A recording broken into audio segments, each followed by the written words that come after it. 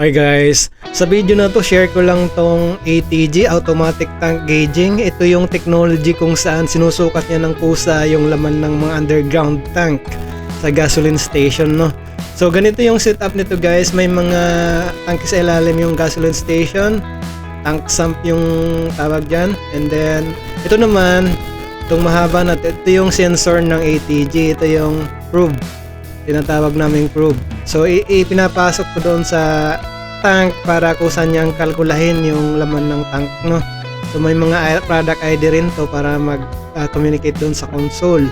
So kung makikita nyo, may mga floater ito, gaya nitong black floater. Ito yung nagme-measure ng produkto, no, product float ito, kasi lulutang to doon sa produkto pag may produkto na. So kusa niyang kakalkulahin yung laman ng tank. So ito namang kulay puti, ito yung water float, no. Pag may natubigan yung sa tangke, kusa rin niyang madidetect yung tubig, no.